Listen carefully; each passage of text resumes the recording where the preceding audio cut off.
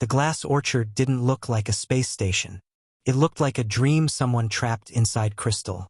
Transparent halls stretched in every direction like veins of frozen light, and living fronds of glass shimmered along the walls, breathing softly as if the station itself was alive.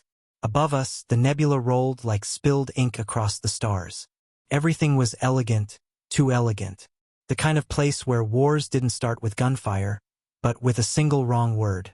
I adjusted the collar of my formal suit for the 10th time. It was stiff, expensive, and felt like it had been designed to choke insecure humans into silence. Beside me walked my wife, Annie Vale, the Vulpine High Diplomat. She moved with the calm precision of a predator that knew it didn't need to run. Silver-tipped charcoal fur, sharp triangular ears, amber eyes that missed nothing. She didn't just enter a room. She claimed it like gravity. To everyone else, I was just decoration.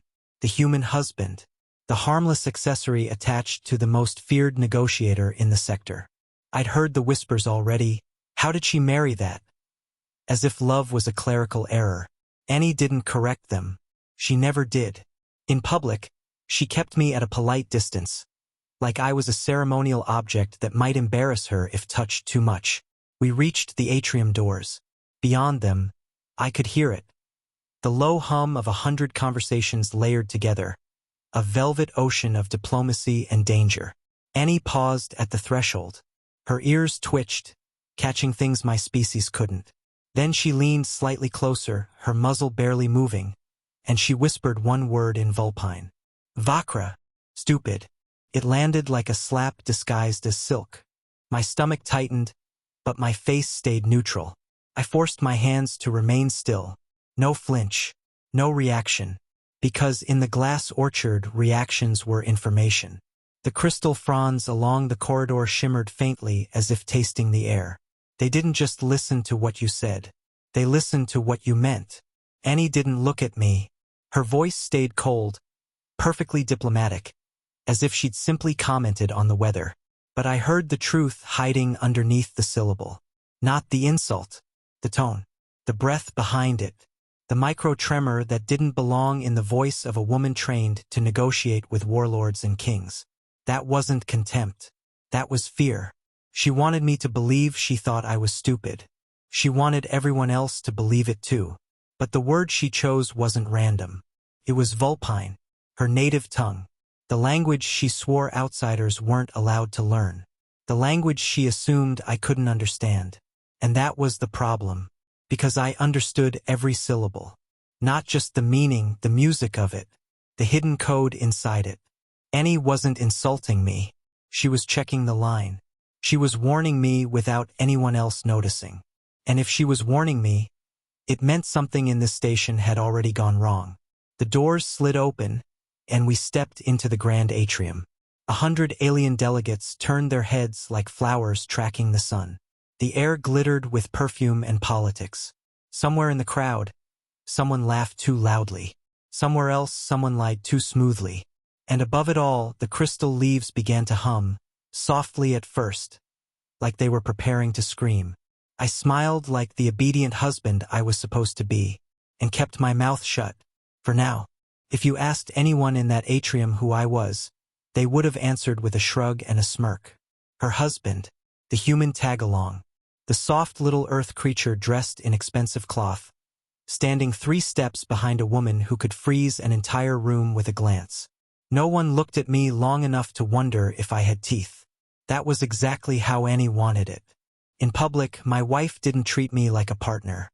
She treated me like background noise.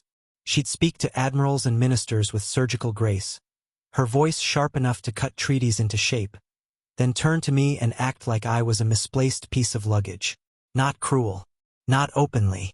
Just distant. Like affection was a weakness she couldn't afford.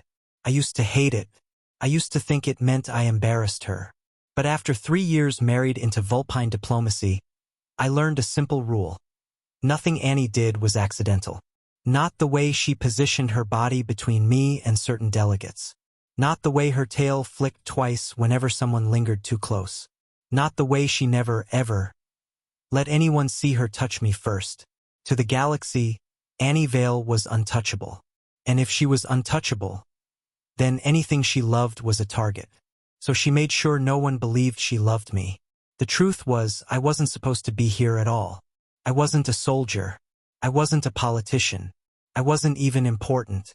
I was a specialist in phonetics, what humans call sound science, what the Vulpine called truth listening. I studied the architecture of voices, the tiny breaks in breath that betrayed panic, the way a lie sat heavier on the tongue than the truth. I'd spent most of my career in labs and courtrooms, analyzing recordings until the world turned into waveforms. Then I quit. A disaster 10 years ago, 300 dead, taught me what happens when you hear the truth but can't prove it in time. The official report blamed a pilot. I blamed a fracture. Nobody believed me until it was too late.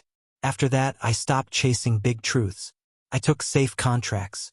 I taught politicians how to sound sincere. I became the kind of expert nobody feared. Until Annie.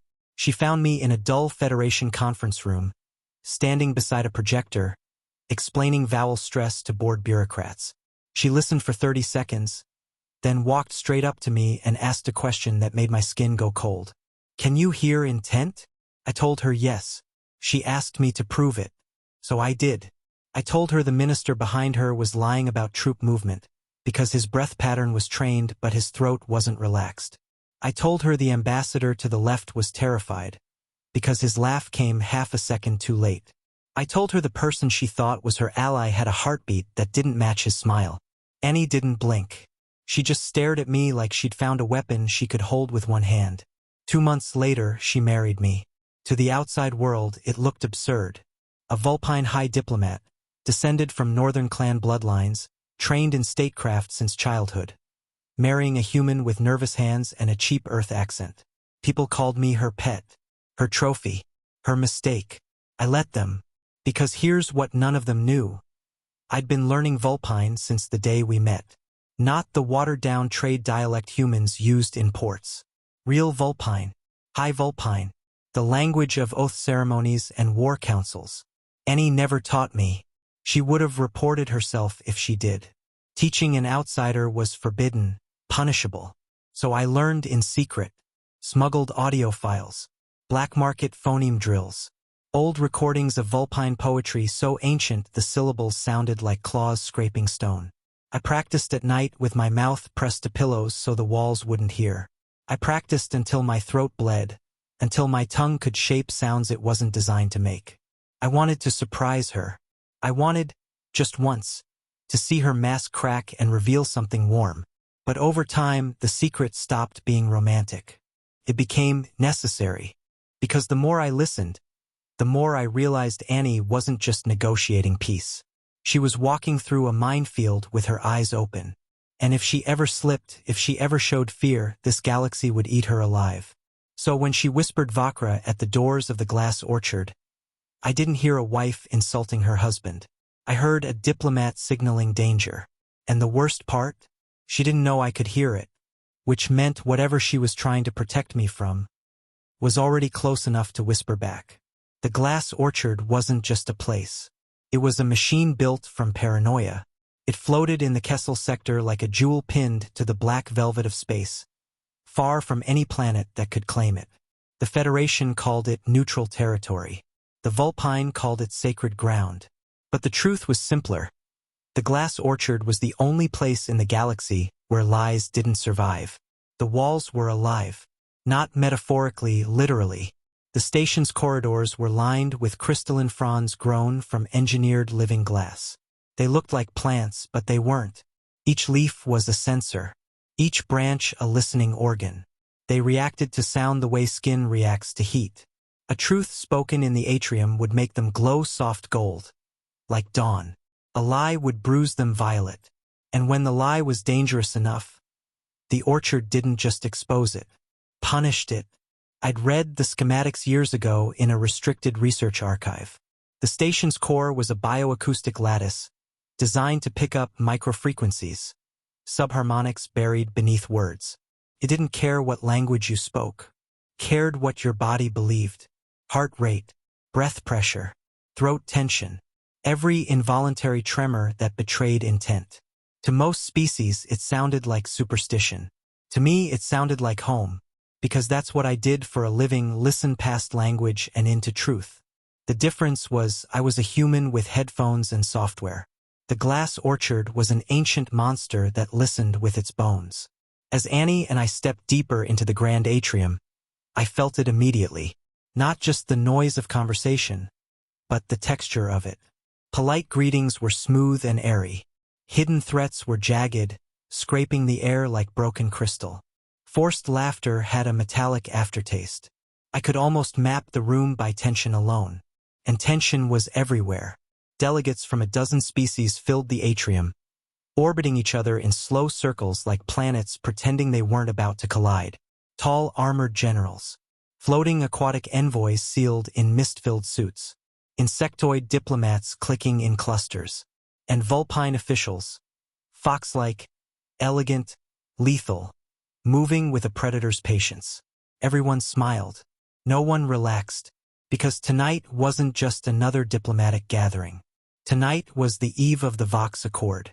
The treaty, the vow, the fragile thread holding 60 years of Cold War away from open slaughter. The Vox Accord wasn't signed with ink or blood. It was signed with voice. A slip-space corridor, an unstable tear in space that allowed faster-than-light travel, had been held open by temporary stabilizers for decades. But stabilizers degraded. They always did. Without reinforcement, the corridor would collapse and tear apart anything near it, including the glass orchard. And when the corridor collapsed, the war would restart instantly. Because the corridor wasn't just travel. It was leverage. It was supply routes and reinforcements and evacuation lines. It was the difference between peace and genocide. Whoever controlled it controlled the future. That's why the Accord was built on bioacoustic resonance. Tomorrow, the leaders of the major factions would speak their vows into the orchard's central core. A living crystal tree that amplified emotional truth. If the core accepted the vow as authentic, it would release a stabilizing wave and lock the corridor open for another 50 years. But if the core rejected the vow, the corridor would invert, collapse, and the station would become a tomb. The problem was, the Vox Accord required something rarer than technology. It required purity. Not moral purity. Not goodness. It required unbroken authenticity. No recordings. No imitators. No voice masks. No deception. The core didn't care about politics, it cared about resonance. If a voice was false, even slightly, the station would react like a body rejecting poison. Which meant if someone wanted the Accord to fail, they didn't need bombs. They didn't need assassins. They only needed to corrupt the voice. And as I watched Annie glide through the crowd, beautiful, untouchable, and carrying the weight of galaxies on her shoulders, I understood why she whispered Vakra earlier. Because in a place like this where the walls could hear truth, a single word could kill you. Annie worked the room like she was born holding a knife. She moved from circle to circle with perfect diplomatic rhythm. Smile, nod, measured laughter, controlled warmth. Every sentence she spoke carried two meanings, the one everyone heard, and the one only the dangerous understood. I stayed 3 steps behind her like protocol demanded. The obedient human spouse, hands folded, eyes lowered. But my ears stayed open, because while Annie traded compliments, the station listened. And so did I. I caught fragments drifting through the atrium, whispers about supply routes, murmured complaints about Vulpine sovereignty, quiet threats wrapped in soft language. Most species lied with their mouths. The Vulpine lied with elegance. Their voices were smooth enough to hide a blade. Then the room shifted. It was subtle, like a change in pressure before a storm. Conversations softened. Laughter thinned. A path opened through the crowd without anyone openly making one. I felt it in the air first, in the way sound retreated. Predator approaching. Annie's posture stiffened by half a degree. Her tail stopped moving. Her ears angled slightly back, not in fear, but in readiness. She didn't turn immediately. She didn't have to. I already knew who it was. Chancellor Sablecore. He wasn't the loud kind of villain. He didn't stomp in with threats and raised voices. He arrived like wrought in silk. Slow, polite, inevitable. His fur was a deep rust red, perfectly groomed, and his ceremonial tunic shimmered with high council thread. He smiled as if he'd never harmed anyone in his life. But the smile didn't reach his eyes. Those eyes were vertical slits of ambition. Kor stopped in front of Annie as if he belonged there. His voice slid into the air like expensive oil. "High Diplomat Vale," he purred. "You look radiant tonight." Annie gave him the kind of smile that meant I could end you in one sentence if I wanted to. "Chancellor," she replied smoothly, "your presence is expected." Kor chuckled, pretending it was a joke, but his gaze drifted past her, past protocol, straight to me, like I was dirt on her shoe. "Ah," he said, voice dripping amusement. "And the human accessory." The crystal fronds above us shimmered faintly. Not violet, not gold. Something in between, an uneasy green, like the station didn't like the direction this was going. Annie's voice stayed calm. "This is my spouse, Edwin Hart." Kor's eyes narrowed slightly. He stepped closer, not to Annie, but to me, close enough that I could smell him. Sandalwood, expensive cologne, and the faint musk of dominance. "Edwin Hart," he repeated, tasting my name like he was deciding whether to swallow it or spit it out. "Tell me, human, does your wife translate the important conversations for you? Or do you simply smile when she tells you to?" A few delegates nearby laughed politely, the kind of laughter people use when they're afraid not to. I forced a smile. "I smile when it's appropriate, Chancellor." Kor's ears twitched, like my tone annoyed him. Annie's eyes hardened. "Edwin is not here to entertain you." Kor raised both hands as if surrendering. "Of course not. Forgive me. I simply worry." "Worry?" Annie repeated, her voice sharpening. Kor leaned slightly toward her. His tone lowered, intimate enough to feel like a threat whispered in the dark. "The Vox Accord requires purity," he said. "Absolute clarity. The orchard does not tolerate contamination." His gaze flicked to me again. "Are you certain your attachments haven't compromised your resonance? High Diplomat?" There it was.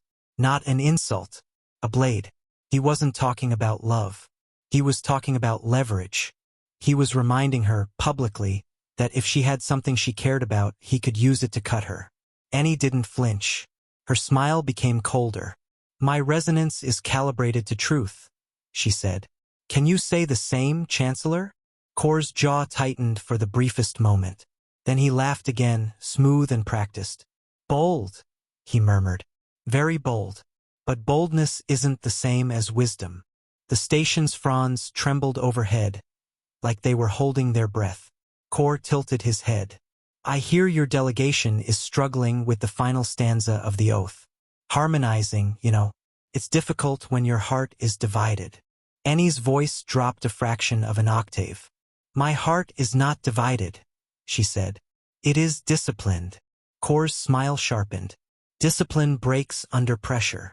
Then he stepped back, tail swaying with arrogant rhythm, and offered a shallow bow. "Enjoy the evening," he said, "while the music lasts." He walked away, but the air didn't relax when he left. Tightened, because I'd heard something in his voice that most people wouldn't notice. Not a lie, not fear. Anticipation, like he already knew the ending of this story. Annie stayed still for a heartbeat too long, her back rigid. I moved slightly closer, lowering my voice. "He's trying to rattle you," I murmured. Annie didn't look at me. Her ears stayed forward, tracking the room. "I know," she said. Her tone was calm, diplomatic, controlled. But beneath it, I heard the same tremor she'd hidden earlier. Fear. Real fear. And that meant Kor wasn't just posturing. He was hunting. Annie didn't argue with me. She didn't reassure me. She didn't even pretend. She simply turned her head slightly, just enough that her silver-tipped ear caught the sound of my voice, and her eyes hardened into something cold and commanding. The High Diplomat mask slid into place like armor. "Go to the balcony," she said. It wasn't a suggestion. It was an order. "I'm fine," I muttered. "Edwin." Her voice sharpened like a snapped wire. "Go." The crystal fronds above us shimmered faintly, catching the edge of her tension. Around us, the crowd continued to swirl, unaware that the ground beneath diplomacy was cracking. Annie stepped away immediately, already moving toward another cluster of delegates, leaving me behind like a discarded accessory. So I obeyed. Because when Annie Vale told you to move, you moved. The balcony doors slid open with a soft hiss, and cold recycled air kissed my face like relief. The noise of the atrium dulled behind the acoustic glass, turning the party into a distant, harmless murmur. Out here, the nebula sprawled across the stars like a bruise of purple and gold, indifferent to politics and lives. I walked to the railing and gripped it until my knuckles whitened. I hated this part. I hated being the thing she pushed away when danger came near. I hated that she treated me like fragile glass, like I would shatter if I saw the truth of her world. I'd spent my whole life listening to ugly truths. I could hear deception in a lover's apology. I could hear fear in a soldier's "I'm fine." I could hear death in the silence between two breaths. I could handle it, but Annie never gave me the choice.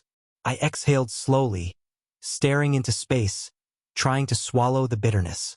Then the doors slid open behind me. I turned, expecting a waiter. It was Annie. She didn't walk to the railing. She stayed near the doorway, half in shadow, half lit by the spill of warm party light. For the first time that night, she didn't look like a diplomat. She looked tired. Not tired like someone who needed sleep. Tired like someone who'd been holding up a collapsing world with her bare hands. My anger evaporated instantly. "Annie," I started. She raised a hand sharply, stopping me. Her eyes flicked left, right, scanning the balcony like she expected something to crawl out of the darkness.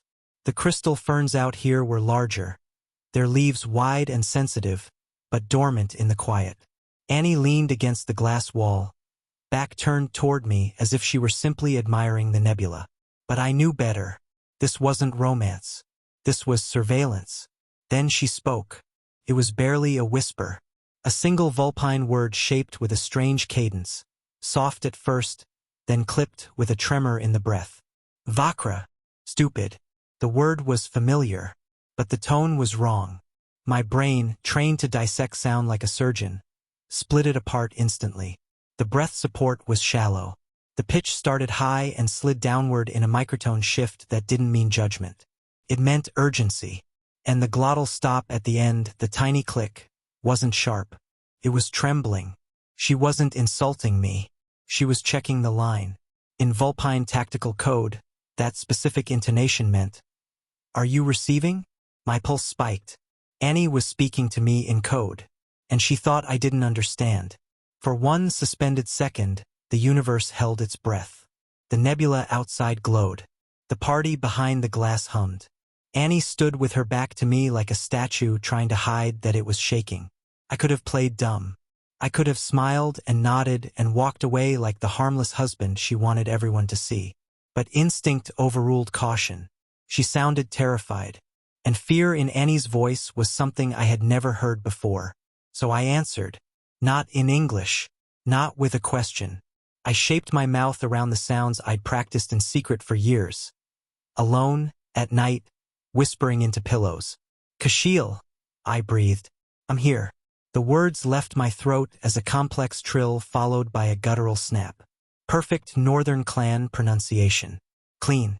Controlled. Annie froze. Her ears jerked sharply toward me. Her whole body went still like an animal caught in a trap. For a heartbeat, nothing happened. Then the balcony screamed. The crystal ferns didn't just vibrate. They erupted. A piercing, resonant wail tore out of them like the cry of a wounded beast. The sound hit me physically, like being punched in the skull. The glass walls shuddered. My vision blurred. Inside the atrium, heads snapped toward us in unison. The plants were sounding an alarm. Not loud, not panicked, systematic. A warning tone designed to summon violence. I staggered, hands flying to my ears. "No, wait!" I gasped. Annie spun around. Her face was naked now, no diplomacy, no control, just pure shock. Her amber eyes were wide, pupils blown open. "You spoke," she whispered. Her voice trembled like it didn't belong to her. "Do you speak it?" Before I could answer, The balcony doors slammed open so hard they rattled the frame. Security! For Vulpine guards stormed out in heavy ceremonial armor, stun batons crackling with blue energy. Their movements were sharp and trained.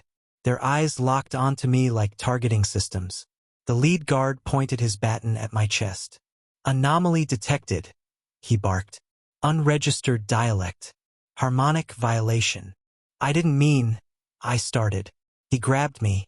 Rough hands yanked my arms behind my back. The baton pressed against my ribs, humming with electric threat. You are under arrest for acoustic sabotage, the guard snarled. The words didn't make sense. Sabotage? I said 2 syllables.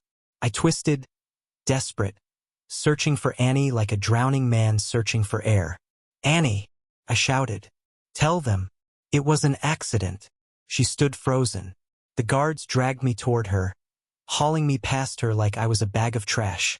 I expected her to explode, to command them to stop, to throw her authority like a blade across the balcony. Instead, her posture changed. Her shoulders straightened. Her ears flattened. Her eyes went cold, dead, diplomatic, perfect. She looked at the lead guard and spoke in flawless galactic standard, loud enough for the atrium to hear. Remove him, she said. He has clearly had too much to drink. I felt it like a knife between my ribs. She didn't defend me. She didn't even hesitate. I will not have my husband embarrass the delegation further, she continued, voice icy. The guards tightened their grip and dragged me away. My heart pounded so hard I could hear it over the alarm. The party guests stared as I was pulled through the atrium like a spectacle. Some looked amused. Some looked disgusted. Most looked relieved it wasn't them. The human husband. The clumsy accessory. Humiliated. Discarded. As they dragged me toward the service corridor, I twisted my head one last time, desperate to understand what had just happened. Annie stood at the balcony threshold, watching me go. Her face remained cold, but her hand, hidden in the folds of her midnight dress, was shaking violently. Not subtle, not controlled. A tremor so strong it looked like her bones were breaking. Her claws dug into her own palm as if pain was the only thing keeping her upright. She wasn't angry. She was horrified. And she was calculating. The doors of the lift slammed shut between us. And as the station carried me downward into detention, one thought echoed louder than the alarm in my ears. Annie hadn't betrayed me. She'd sacrificed me. And if she was willing to do that, it meant the danger was worse than I'd ever imagined. The detention block of the glass orchard didn't smell like prison. It smelled like antiseptic, polished metal, and something colder. Something that reminded me of laboratories where mistakes were dissected instead of forgiven. The guards shoved me down a corridor lit by thin white strips embedded in the walls. No windows, no decoration, just silence broken by the soft click of armored boots. Every sound felt louder here. The station above had been music, voices layered over crystal hum. Down here it was a dead throat. Even my breathing sounded criminal. The guards didn't speak to me again. They didn't need to. The batons crackled in their hands like impatient lightning. They were taking me somewhere designed to make voices fail. A door slid open. I was thrown inside. The room was small, square, and wrong. The walls weren't steel. They were lined with porous gray material, dense foam that looked like sponge sugar compressed into slabs. I recognized it instantly. Mnemonic resonance membrane. A truth listener. The kind of technology I'd only ever seen in restricted Federation trials. It didn't just record your voice. It recorded the intent behind it by tracking microscopic vibrations in your body. Heart rhythm, breath timing, throat tremors. It measured the difference between what you said and what you believed. And if the difference was too large, punished you. I sat in the single metal chair bolted to the floor, trying to steady my breathing. The silence pressed against my ears so hard it felt like pressure underwater. In the quiet, I could hear my own pulse like a drum in my throat. Think, Edwin. Analyze. Don't panic. But my mind kept replaying the balcony. Annie's whisper. My response. The scream of crystal plants. And then her voice, cold as ice, discarding me like a defective tool. Remove him. A part of me wanted to believe she meant it, that she was tired of carrying a human around like extra weight. But another part of me, the part trained to hear what people didn't say, remembered her trembling hand. Fear like that wasn't acting. Fear like that was a warning. The door hissed open again. I straightened, expecting interrogators, guards, maybe some council official eager to make an example of me. Instead, Chancellor Sablecore walked in alone. No armor, no guards, just him, silk tunic, polished claws, and that same smile that never touched his eyes. He carried a glass of amber liquid like he'd wandered into a lounge instead of a holding cell. He shut the door behind him. The lock clicked, and suddenly, I understood what Annie had tried to prevent. This wasn't detention. This was isolation. Kor circled the table slowly, tail swaying with lazy confidence. His claws tapped the metal surface. Click, click, click. Each sound measured like a metronome. "Mr. Hart," he said pleasantly, as if we were acquaintances at dinner. "I must admit, you are full of surprises." I kept my voice level. "Chancellor." Kor's eyes gleamed with amusement. "Oh, don't look so tense. You should be proud. Very few humans have ever triggered the Orchard's anomaly protocols." "I didn't sabotage anything," I said.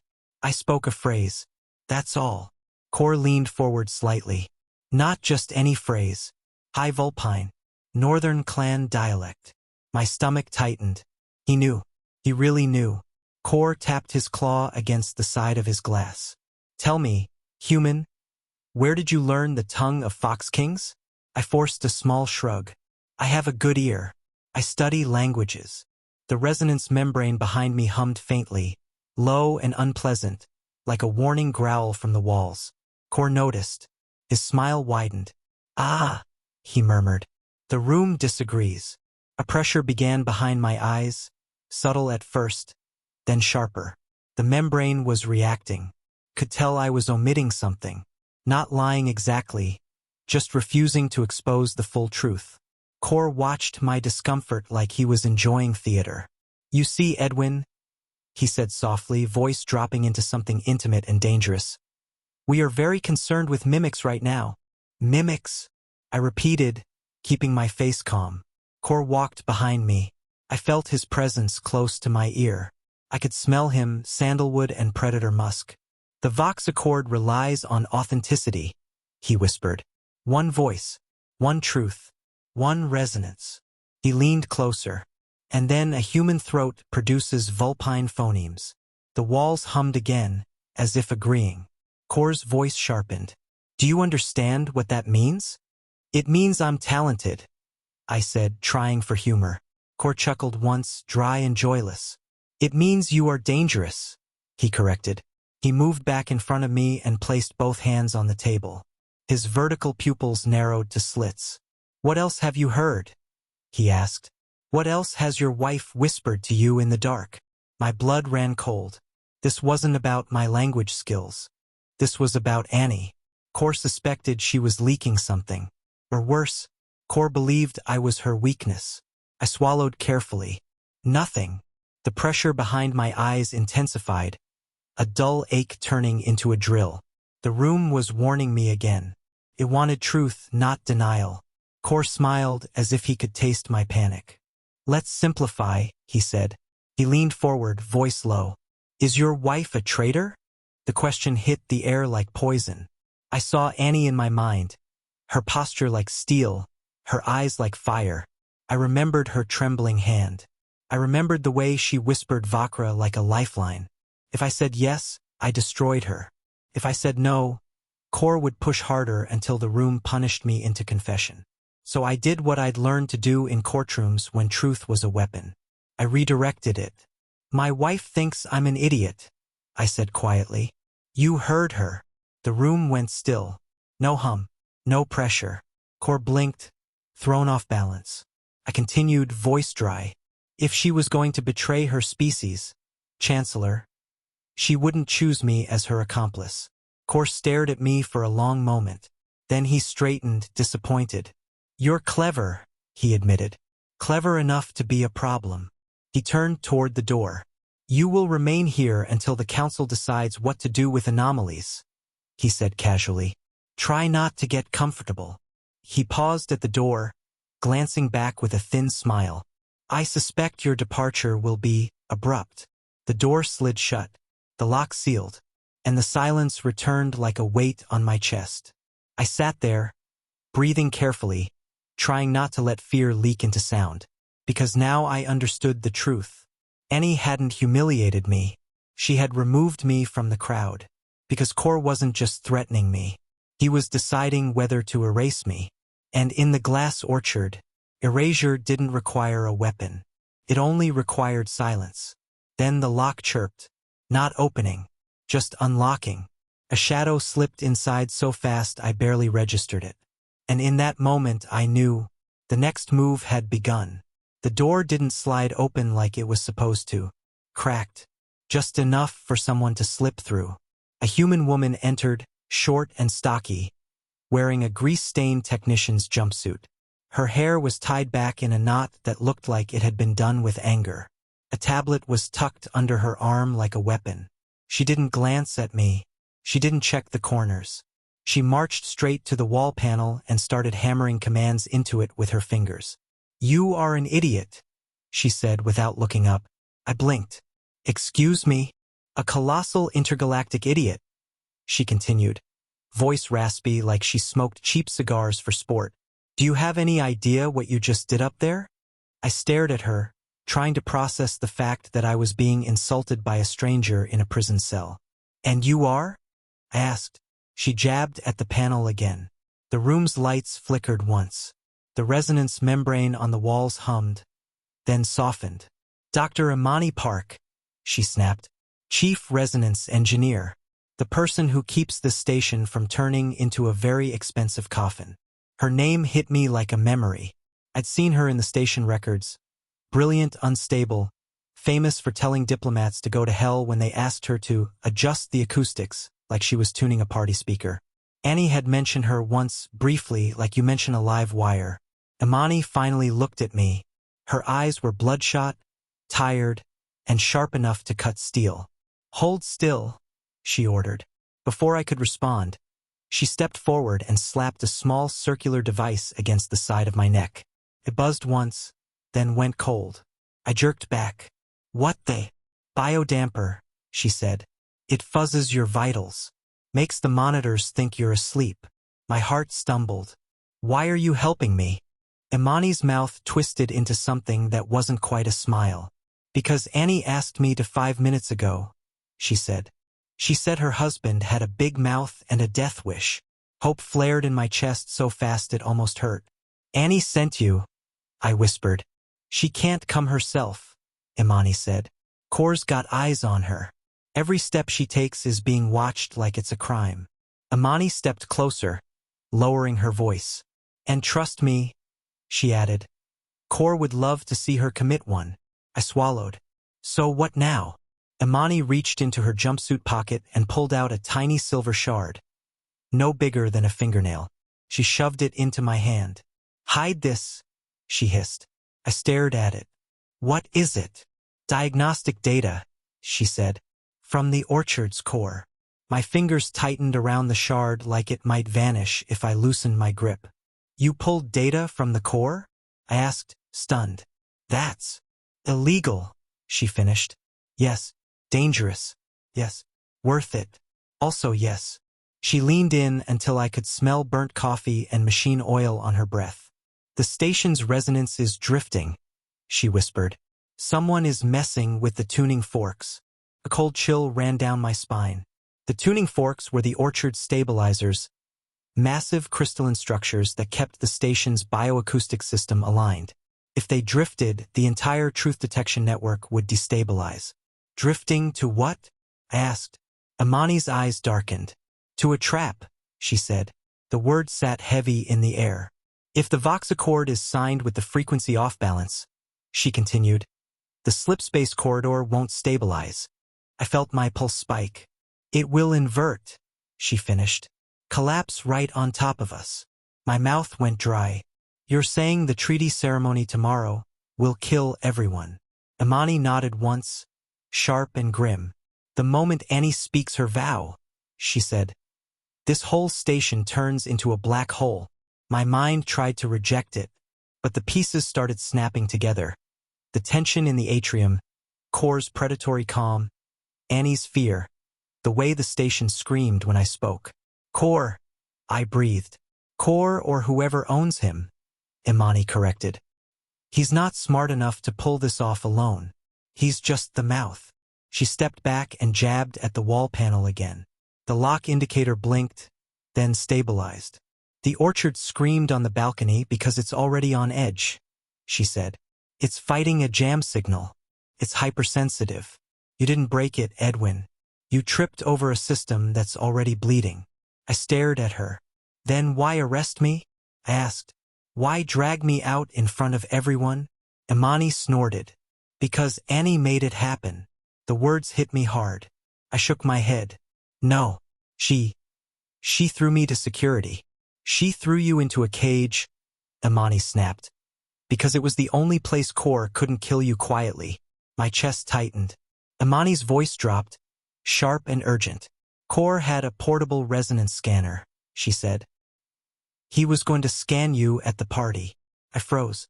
"A scanner," I repeated. "For what?" "To read your stress responses," Imani said. "To see what you react to see if you're listening." Her eyes narrowed. "If he'd scanned you up there," she continued, "he would have found out what you really are." I swallowed. "A phoneticist," I said. "A threat," Imani corrected. I sat back in the chair, stunned. Annie had called me stupid. Annie had provoked me into speaking. Annie had forced an alarm. Annie had humiliated me in front of the entire council. Not because she hated me, because she was saving me. My hands shook as I clenched the data shard. "She saved me," I whispered. Imani's expression softened, barely. "By breaking your heart," she said. "That's her style." She stepped toward the door, listening for footsteps in the corridor. "I have to go," she hissed. "Before they realize the feed is looped." "Wait," I said quickly. "What do I do?" Imani glanced back at me, eyes hard. "Stay alive," she said. "And keep your mouth shut unless you want to blow the whole operation." Then she paused, just long enough to deliver the final blow. "Annie didn't insult you because she wanted to hurt you," she said quietly. "She insulted you because she needed you to look like a fool. Because in a station designed to listen to everything." Imani's mouth twisted into something bitter. "The only person who can move unnoticed is the one everyone has already stopped listening to." And then she slipped out through the cracked door, vanishing like she'd never existed. The lock clicked again. Silence returned. I stared at the shard in my hand. Felt warm, like a heartbeat. And for the first time since the balcony, I understood my role in Annie's world.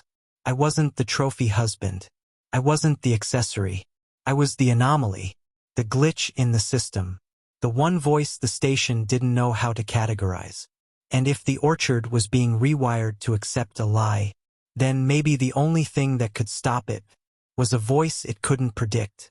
I closed my fist around the data shard and whispered into the empty room. "Okay, Annie, I'm listening." I didn't stay in detention long. Not because the system suddenly decided I was innocent, and definitely not because Chancellor Core grew a conscience. I stayed because Annie Vale didn't lose pieces once she put them on the board. The next time the door opened, it wasn't Core. It was Annie. She stepped inside like winter entering a room. Same midnight gown, same perfect posture, same diplomat mask. But the moment her eyes landed on me, I heard it. The tiny crack in her breathing. The faint irregularity she was fighting to bury. She wasn't calm. She was furious. Not at me. At what had been done to me. Chancellor Core followed her in, lingering near the door like he owned the air. He looked amused, like this was entertainment. "Hi, Diplomat," he said smoothly. "I'm releasing your spouse into your custody." Annie didn't look at him. "You are holding a member of my delegation without formal charges," she said flatly. "The Sol Alliance has lodged a protest." Core chuckled. "Merely a chat. Your human triggered a Category 4 alarm." That is not nothing. Annie's voice sharpened. Release him. Core's eyes narrowed. He is a contaminant. A mimic. A variable. The word variable made my stomach twist. Core leaned closer to Annie, his tone soft and poisonous. If he so much as squeaks during tomorrow's ceremony, he murmured, I will have his vocal cords removed, for the safety of the station. Annie's ears flattened, but her expression didn't change. Understood, she said. Core smiled, satisfied. Then he bowed mockingly and left, the door sealing behind him with a hiss. Silence. Just Annie and me in a room designed to punish lies. For a moment, she didn't speak. She stared at the wall as if she was forcing herself not to break something. Then she turned, and the mask shattered. You absolute fool, she hissed in Vulpine. Not the coded Vakra. This was real. This was claws-out anger. You spoke, she snapped. In high Vulpine. In public. In the glass orchard. I was answering you. I shot back, standing. You checked the line. You used the distress cadence. Annie stepped closer, eyes blazing. You were supposed to ignore me, she whispered furiously. You were supposed to be the ignorant human husband who smiles and nods. I swallowed hard. I heard fear in your voice, Annie. Real fear. Her anger faltered for half a second, like a flame starved of oxygen. Then it returned sharper, more desperate. Because I was afraid, she admitted, voice tight. I am afraid. I stared at her, stunned by the honesty. Then tell me why, I said softer. Why treat me like a prop out there? Why throw me away? Annie's eyes flicked to the walls. The station has ears everywhere, she said. Even here. She lowered her voice. I pushed you away because if they think you matter to me, she whispered, they will use you to tear my throat out. My chest tightened. Is that what I am? I asked. A weakness. Annie closed the distance in one step and pressed her palm against my chest. Warm fur. Retracted claws. It was the first time she'd touched me in days.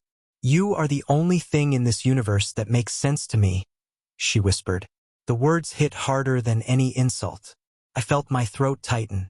Then what is happening? I asked. What's the truth? Annie pulled back, eyes sharp again. Not here, she said.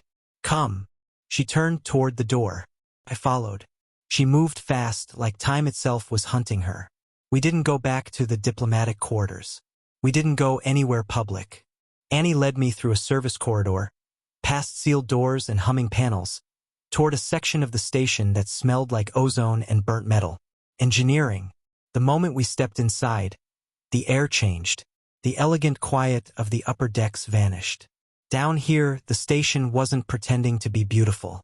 It was machinery, cables as thick as arms, steam venting from pressure valves, the constant deep thrum of power running through bones of metal.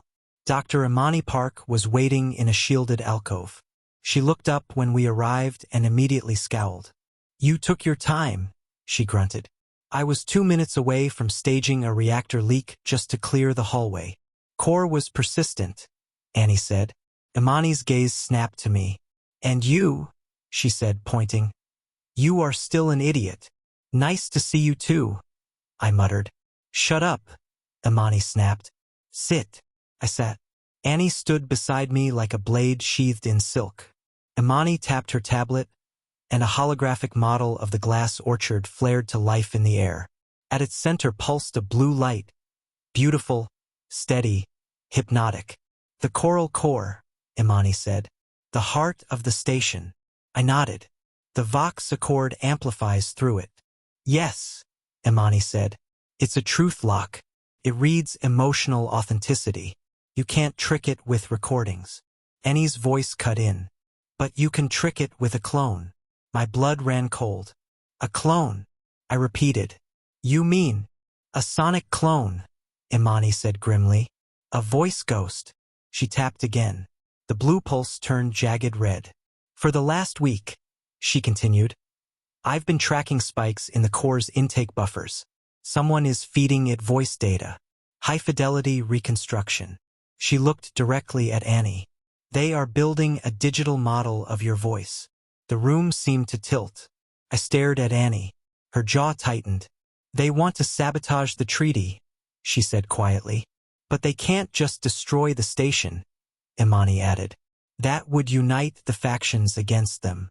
They need it to look like betrayal. I felt sick. They want Annie to stand at the ceremony, I whispered, and revoke the accord. Annie nodded once. The Vox Accord has a failsafe, she said. If I speak the dissolution command into the core, the corridor doesn't just close. It detonates, Imani finished. A resonant feedback loop. 10,000 kilometers of death. A bomb. Made of voice. My stomach dropped. And Annie would never do that, I said. She won't have to, Imani replied. They'll hijack the core, she continued, voice hard. When Annie steps onto the podium, they'll overlay her real voice with the ghost signal. My heart pounded. The core will accept it, I whispered, understanding. Because it's built from her own voice. Exactly, Imani said. The corridor collapses, millions die, and history records that Annie Vale destroyed peace. Annie's ears drooped slightly, exhaustion flashing across her face. That's why Core was watching Edwin, she said. He suspects Edwin could hear the overlay. Imani nodded. The ghost is digital. It can mimic words, pitch, cadence. But it can't mimic breath, I said, remembering the balcony. Annie looked at me sharply. That's what you heard, she whispered. The breath. I nodded. The spaces between the words. Imani swore under her breath. Then we have a chance, she said. Annie's eyes hardened into focus. We have to sign the accord, she said. We can't delay. But if you speak, I argued, the ghost triggers. Annie stared at the hologram. Then she turned to me. You're going to stand with me, she said quietly. I blinked. Me? Yes, she said. Her voice softened, almost breaking. They think you're harmless, she whispered. They think you're stupid. Imani snorted. Which is fair. Annie ignored her. They won't expect you to be part of the oath, she continued. They won't expect you to hear what I hear. My pulse thundered. And if the ghost tries to overwrite me, Annie said, you will be the anomaly that breaks it. The weight of it hit me. The galaxy balanced on sound, on breath, on my voice. I looked at Annie, my terrifying diplomat wife who had humiliated me to save me, who had carried fear like a secret knife. And I realized something I'd never dared to admit. This wasn't just her war anymore. It was ours. I nodded once. Tell me what to do, I said. Annie's eyes softened, just for a heartbeat. Then the mask returned. Good, she said, because we have a ghost to kill. The journey to the deep spire felt like descending into the throat of a living creature. The upper levels of the glass orchard were all elegance. Transparent corridors, singing crystal, soft lights tuned to calm. But Annie didn't lead me through those halls. Not anymore. Not with Core watching. Instead, she pulled me through service doors and maintenance shafts, down ladders that smelled of rust and ozone, into parts of the station that no diplomat ever admitted existed. Down here, the orchard stopped pretending to be beautiful. Metal replaced crystal. Pipes sweated condensation. Old weld marks scarred the walls like healed wounds. The air grew colder with every level, heavier, as if the station was accumulating secrets the way lungs accumulate smoke. Annie moved ahead of me with silent precision, her gown brushing grimy floor panels like a royal insult to engineering. I followed, trying to ignore the way my heartbeat echoed too loudly in the narrow shafts. Imani's voice crackled in my earpiece. Keep your head down. If you see a patrol, pretend you're lost and stupid. I don't have to pretend, I muttered. Annie didn't respond, but her tail flicked once. Annoyed amusement. The deeper we went, the stranger the air became. First, I thought it was just my nerves. Then I realized it wasn't in my head. It was in the walls. A pressure behind my eyes, a faint vibration in my teeth. Like the station was whispering at a frequency too low for most species to register. Then the whispers sharpened. Not words. Fragments. Shards of sound. Please, don't. Sector 7 verified. I love you. He's lying. My breath caught. I stopped walking. Annie turned sharply, eyes narrowing. Edwin. I can hear it? I whispered, rubbing my temples. The station. It's full of echoes. Annie's ears angled forward. She listened. I hear ventilation fans, she said. Nothing else. That's when it clicked. The mnemonic foam. The entire glass orchard was lined with it. Sound-absorbing material that didn't just trap noise, it trapped memory. It stored emotional resonance like a wound stores pain. Up above, the system was contained, filtered, controlled. But down here the insulation was old, leaking, and I was hearing 50 years of trapped voices bleeding through the metal. Annie stepped closer and gripped my arm hard, anchoring me. Focus on my voice, she ordered, low and sharp. Look at me. I forced my eyes up. Her amber gaze locked onto mine like a command. My voice is real, she said. The rest is dust. Ignore the dust. I swallowed, nodded, and clung to the rhythm of her breathing like it was a rope in a storm. We reached a heavy circular door marked with a symbol that looked like a closed eye. The archive. Annie's hand hovered near the access panel. She hesitated just a fraction. I could hear her inhale, controlled, measured, but not calm. Then I slid the iron key Imani had given me into the ancient mechanical lock. It turned with a thick, satisfying clunk. The door groaned open. Inside was a cavern of quiet history. Rows of physical data towers stacked with crystal drives that hummed faint blue. It smelled like old paper and ozone, like a library built inside a storm cloud.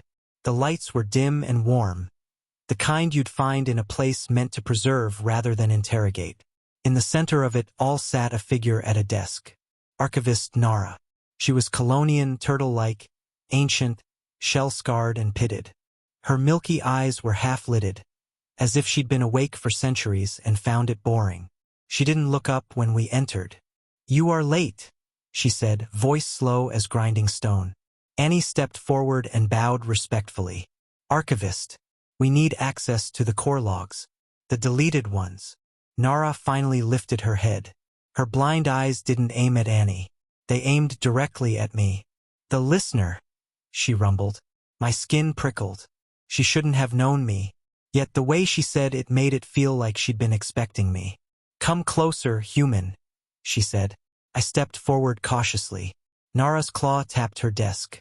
A hologram bloomed into the air, complex, jagged waveforms rotating like living things. This is the voice of High Diplomat Vale, Nara said.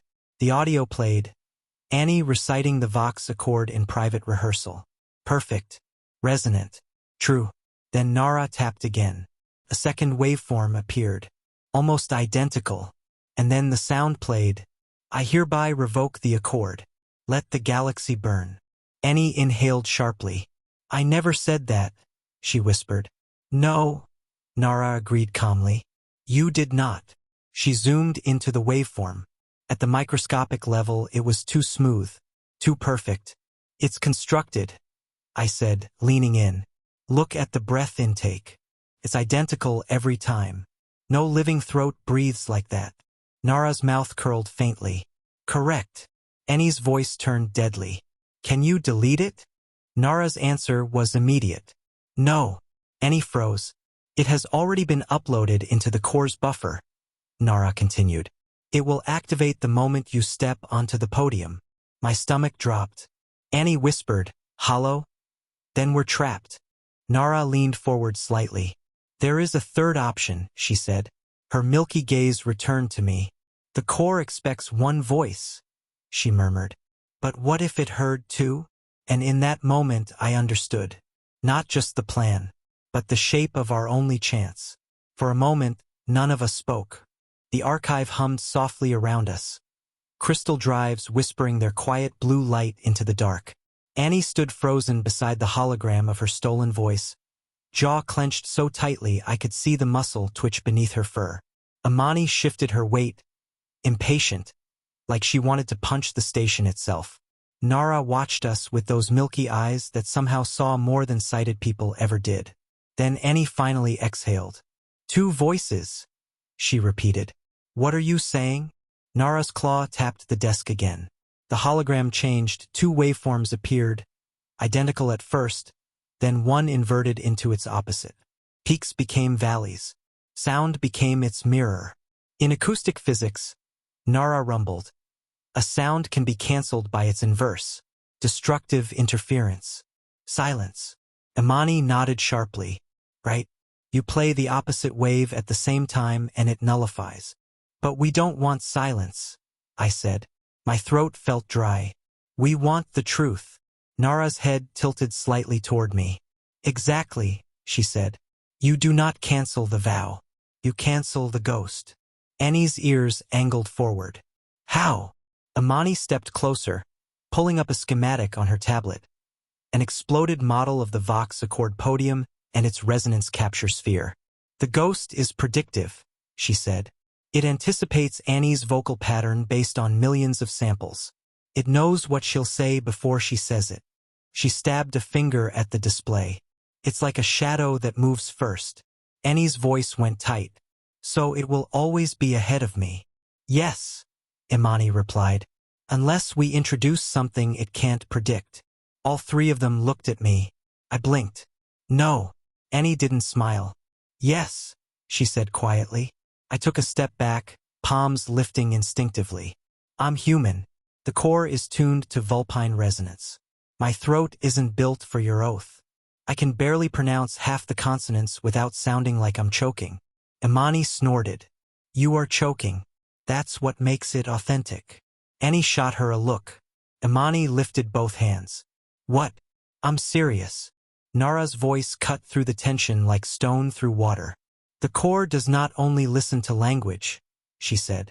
It listens to intent. It reads the emotional truth inside the sound.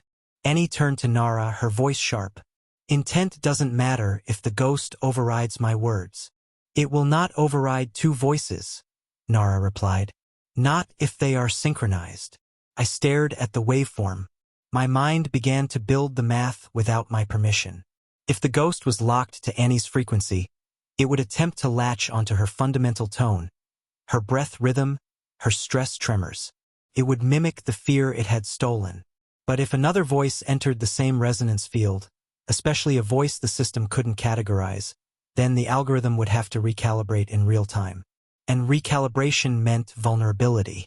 You want me on the podium, I said slowly. Annie nodded once. Core will allow it, she said. Husbands are permitted to stand beside the High Diplomat during the Oath of Union. I almost laughed. So I'm going to save the galaxy by pretending to be supportive. Yes, Annie said flatly. You will be a prop until the exact moment you speak. Imani tapped the tablet again. Timing is everything. How close? I asked. Imani's eyes narrowed. Milliseconds. My stomach dropped. Annie stepped closer, voice lowering. The moment the ghost activates, she said. You speak with me, not over me, with me. And if I'm late, I started. You die? Imani cut in. We all die. Annie ignored her again. There's more, she said to me, softer now. Edwin, you can't just repeat the words. I frowned. What do you mean? Annie's eyes held mine, fierce and trembling beneath the steel. You have to speak it differently, she whispered. Imani nodded. The ghost is built on fear and command. Annie will speak with authority. Nara leaned forward slightly. And you, she said, voice deep, must speak with love. The word hit me like a shockwave. Love. As if it was a measurable frequency. As if it could bend machines and rewrite destiny. I looked at Annie, and in her eyes, for the first time, I saw the truth she'd hidden beneath every insult and every cold public glance. She wasn't asking me to be brave. She was asking me to be real. I swallowed hard and nodded. Teach me the oath, I said. Annie's ears flicked, relief and terror mixing in the same breath. Then we start now, she said. Because tomorrow, her voice hardened. We sing together. The grand atrium of the glass orchard wasn't a room anymore. It was the inside of a held breath. 300 delegates stood in a wide circle around the central tree, their bodies arranged like ritual offerings. The dome above us revealed the nebula in violent color, purple, gold, bruised blue, like the galaxy itself was watching. The crystal leaves of the orchard, usually opalescent and calm, pulsed with a nervous gray light, as if the station could sense what was coming. So could I. Annie stood at the podium in ceremonial robes of silver and white. Her fur groomed so perfectly she looked carved from moonlight. Her posture was flawless. Her expression was a diplomat's mask. But I stood one step behind her shoulder, close enough to hear her breathing.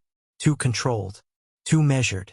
The kind of breath you take when you're trying not to fall apart. Across from us, on a raised dais, Chancellor Sablecore addressed the assembly. His voice carried without speakers, amplified by the orchard's acoustic geometry. He looked regal in crimson robes heavy with gold thread. He looked like the hero in a history recording. But his eyes were wrong. They were bright, excited. Delegates, Core boomed. We stand at the precipice of history. He let the words hang, enjoying the silence he commanded. The Vox Accord is the only thing keeping the slipspace corridor from collapse, he continued. It requires absolute purity of intent, absolute truth. His gaze slid toward Annie like a blade finding a throat. But truth, he said, voice dropping into theatrical softness, is rare, especially among those who claim to lead us. The crystal leaves trembled faintly overhead. Annie didn't react, not outwardly, but I felt the tiny shift in her weight, the microtension in her shoulders. Core raised a hand, and a holographic emitter flared to life above the crowd. I have received disturbing intelligence, he announced.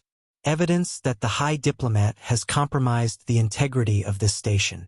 A murmur rippled through the delegates. Annie's ears angled forward slightly.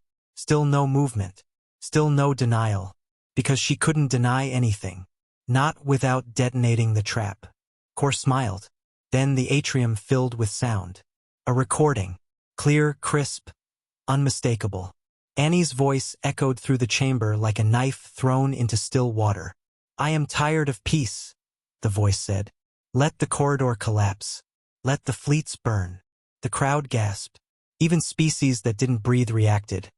Tendrils stiffening, gills flaring, antennae snapping upright. The voice continued, perfect in pitch and cadence. I will build a new empire from the ashes. The orchard reacted instantly. The central tree's gray light turned sickly green, the color of toxicity. The crystal fronds lining the walls snapped their leaves shut with a sound like 1,000 cracking whips. Air pressure dropped sharply. Ears popped. Several delegates stumbled, clutching their heads as if the sound itself was poisoning them. Then the station spoke.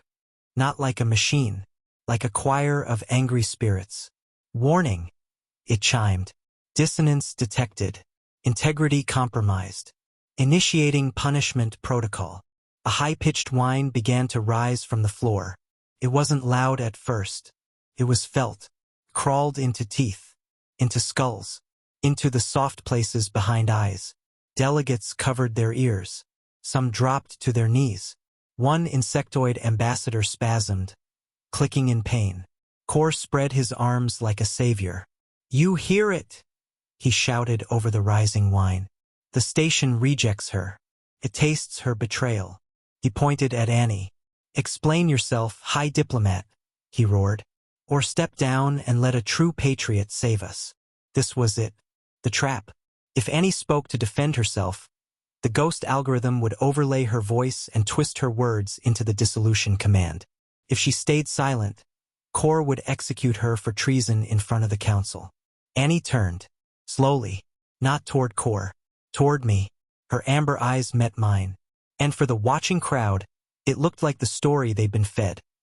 The unstable diplomat turning on her useless human husband in desperation. Annie stepped toward me. Her lip curled, not in fear, but in something that looked like contempt. And then she shouted the word again, loud enough for the entire atrium to hear. Vakra. Stupid. The delegates blinked in confusion. Why insult her husband now? Why humiliate him at the edge of history? But I didn't hear an insult. I heard a rhythm. I heard the breath. She hit the first syllable hard, expelling air from the chest.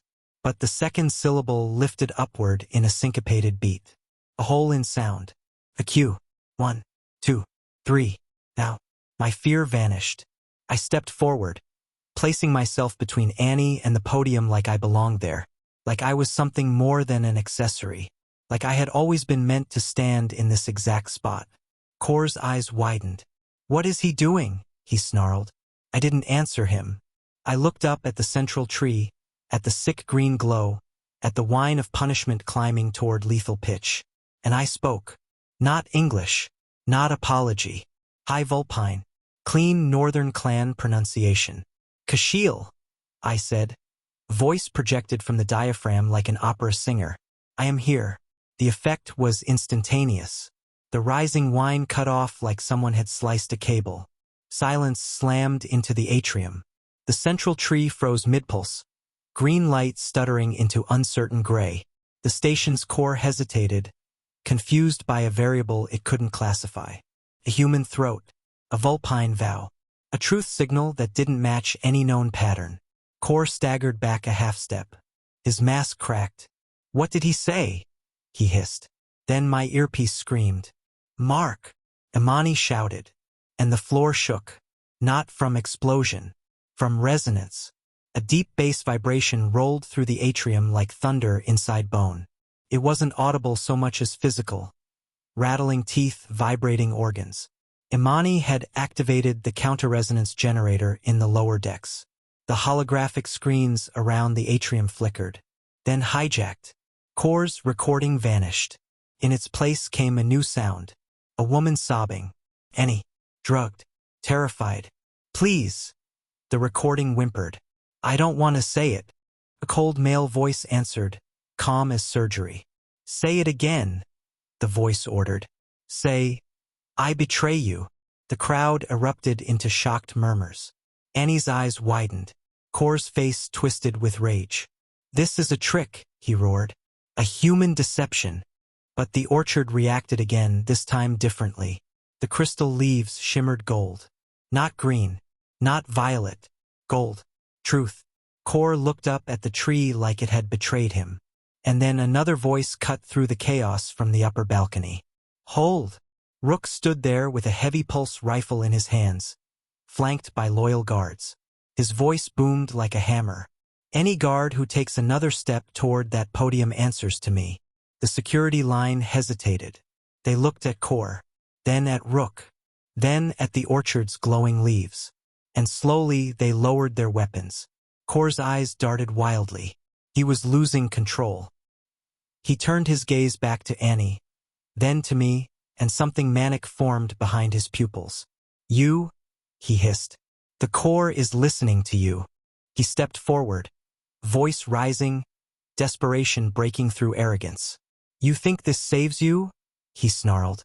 "You have merely confused the machine." The central tree pulsed again, gray shifting toward white. The Kor was searching, seeking an anchor, seeking a truth strong enough to stabilize. And Kor realized something before anyone else did. If the Kor latched onto me, he could hijack the entire station.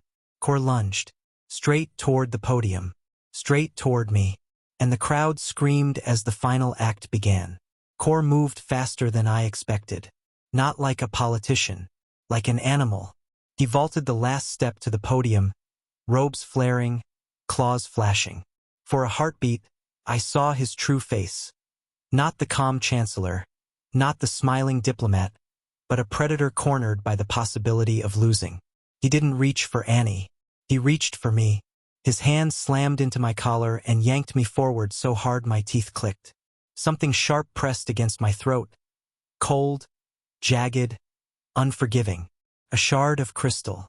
A piece of the central tree, broken during rehearsal. The edge bit into my skin. A thin line of warmth trickled down my neck. Kor's muzzle hovered inches from my face. "Speak," he snarled. His breath smelled like rage and expensive cologne. "Speak the truth, human. Tell the station you are afraid." My pulse hammered. I understood instantly. The core was searching for an anchor signal. If I screamed, if I gave it raw, genuine fear, the station would latch onto my biology. And once the channel opened, core could flood the system with the ghost overlay and force the collapse. He wasn't trying to kill me. He was trying to use me. "Tell it you're weak," core hissed, tightening his grip. "Give it something real to lock onto." The crystal shard dug deeper. Pain sharpened the world into a narrow tunnel. I could hear the crowd's distant screaming, the stuttered alarms, the frantic footsteps of guards held back by Rook's rifle. But the loudest sound was inside my skull. My own breath, too fast, too thin, fear rising like a tide. The orchard's leaves trembled above us, light shifting uncertainly between gray and white. The station was listening, hungry, confused, desperate, and core was feeding it. My throat locked. I couldn't speak, not because I didn't know what to say, because the fear was too real. Then Annie stepped forward, not to attack, not to pull core away. She stepped into the blade. She pressed her forehead against mine, ignoring the crystal shard at my throat as if pain was irrelevant. Warm fur touched my skin. Her breath was close enough to feel. And suddenly the world narrowed to just the two of us. Core's grip, the crowd, the station. It all blurred into background noise. Annie's amber eyes held mine like an anchor, and she whispered, "Vakra," but not the way she'd said it before. Not contempt, not a cue, not a code. This time the pitch started low and slid upward into a soft airy whistle. An ancient Vulpine slipping tone, used in mechanics and combat when force was too strong to resist. It didn't mean fight. It meant flow. Let go. Don't resist the sound. Let it move through you. I understood. Not with logic. With instinct. I exhaled slowly. I let the fear exist without grabbing it. I stopped trying to control my breath. And the moment I did, the panic loosened its claws around my throat. Core snarled, pressing the shard harder. "Speak." But Annie didn't look at him. She stayed with me. She took a deep breath. Steady, grounded. And I matched it. Two bodies syncing like instruments tuning to the same note. Then I spoke. Not a scream. Not fear. The vow. The Vox Accord. The oath of union. My voice came out low and steady in high Vulpine. Rougher than Annie's, imperfect, but real. "Shakal Norvax." Annie joined instantly, her voice steel. "At Vakranor." We spoke together. Not over each other. With each other. Her voice carried authority, discipline, command, leadership. Mine carried warmth, love, acceptance, devotion. The core didn't know what to do with the paradox. The ghost algorithm tried to lock onto Annie's frequency. Found her. Then it slammed into me, into my breath, into the variable it couldn't predict. A digital tearing sound ripped through the atrium, like metal screaming as it broke. The ghost was collapsing. Core's eyes went wide. "No," he gasped. The feedback surged through the live resonance field. Core was still gripping me, still connected to the source. The dissonance traveled into him like lightning. He flew backward as if hit by a physical force, crashing across the polished floor and slamming into the base of the central tree. The crystal shard skittered away. I staggered, free. Annie and I didn't stop. We continued the vow, voices rising, sinking tighter, stronger. And above us, the central tree erupted in light. Not sickly green, not warning red, pure white, warm, alive. The orchard had found its truth. Not in one voice, but in two. The light from the central tree wasn't just bright. It was pure. It poured through the atrium like dawn breaking inside a cathedral, washing over delegates, guards, and crystal walls. The sickly green vanished as if it had never existed.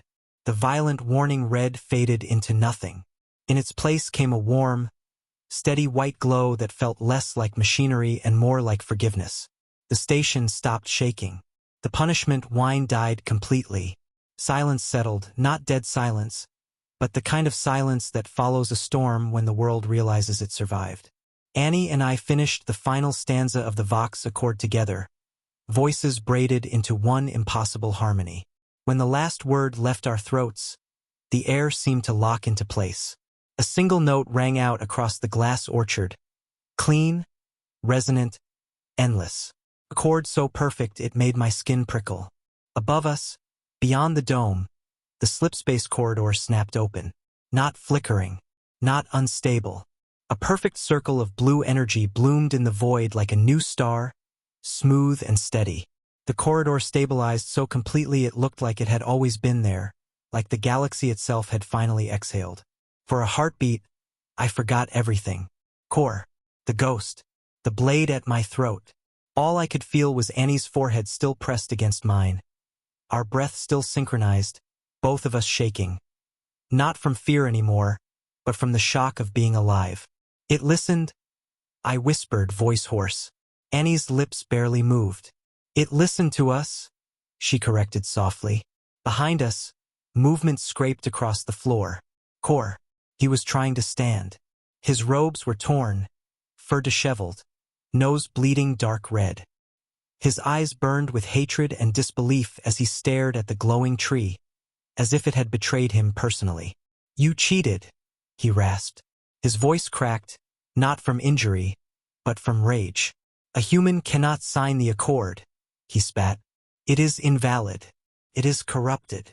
Before Annie could answer, a deep voice rumbled from the crowd. The station disagrees. Archivist Nara rolled forward in her hover chair, emerging like ancient judgment. Her milky eyes faced the central tree, which now pulsed with gentle golden veins beneath the white light. The core has rewritten the protocol, Nara announced. It no longer requires a single frequency. She lifted one claw, pointing. It has adapted to a dual harmonic structure. Nara paused just long enough to make the words land like a verdict. It seems the station prefers a duet. Core's mouth opened. No words came out, because for the first time in his life, his control had failed him. He couldn't argue with the core. He couldn't intimidate the orchard. He couldn't rewrite truth with politics. Truth had chosen its own music. Arrest him, Rook barked. Guards surged forward, this time not Core's contractors, but loyal security. They grabbed Core by the arms, snapping restraints onto his wrists. Core didn't fight. He just stared at me like I was a glitch in reality. How? He muttered, voice hollow. I don't understand. Annie stepped toward him, every inch the high diplomat again. Calm, cold, untouchable. He is not a mimic, Chancellor, she said. Her voice was ice. He is a tuner. She leaned in slightly, eyes narrowing. And you were out of key. Core was dragged away, screaming protests that no one listened to anymore. Because the orchard had already spoken, and the galaxy had already heard. After the ceremony, the glass orchard felt different. Not quieter. Still full of voices, still full of politics. But softer, like the station had unclenched. The crystal fronds along the corridors shimmered with faint gold veins now, as if the core's acceptance had bled into the walls. Delegates passed us with wary respect. Some bowed. Some stared like they were trying to understand how a human voice had rewritten a treaty older than wars. Annie ignored them all. She led me back to the balcony, the same one where everything had begun. Outside, the slipspace corridor glowed in the distance. Steady, beautiful, harmless now. The nebula swirled like ink in water. For the first time in days, I could breathe without feeling the station listening for my fear. Annie rested her hands on the railing and stared into space for a long time without speaking. Her shoulders were still tense, but the tremor was gone. I stepped beside her. You could have told me. Annie's ears flicked. I couldn't, she said quietly. I swallowed. You called me stupid in front of everyone. She didn't deny it. I had to, she said. Core had watchers. If they thought you mattered to me, they would have killed you before the ceremony. Quietly, efficiently, my throat tightened. So you humiliated me, to protect me. Annie's gaze stayed on the corridor. I made you look small, she admitted, voice rougher than usual. Because the galaxy hunts what is valuable. It ignores what it thinks is worthless. I let out a bitter laugh. That's comforting. Annie finally turned her head toward me. Her amber eyes held something raw now, no diplomacy, no armor. You don't understand, she whispered. I always knew you spoke Vulpine. I froze. You what? Annie's tail swayed once, slow and exhausted. The first time you whispered it in your sleep, she said. You pronounced the northern trill perfectly. No one learns that by accident. My face burned. Then why act like you didn't know? Because if I acknowledged it, Annie said, voice low, you would become a target. A human who understands Vulpine is not romantic. Her eyes narrowed. It is a weapon. I stared at her, stunned. Then she stepped closer, so close her warmth filled the space between us. That word, she whispered. Vakra. I swallowed. Stupid. Annie shook her head slowly. No, she said. Her voice softened, almost breaking. It means you are brave enough to walk into danger without realizing it. Her claws lifted and gently touched my cheek, careful as if I might break. It was my insult, she murmured, and my warning. I leaned into her touch. And now? I asked. Annie's lips curved into the smallest smile. Rare, dangerous, beautiful. Now, she said. It is our secret. She rested her forehead against mine like she had at the podium. And for the first time, with the galaxy still spinning and the corridor still glowing, I understood what she'd been trying to tell me all along. In a universe built on lies, love was the loudest truth.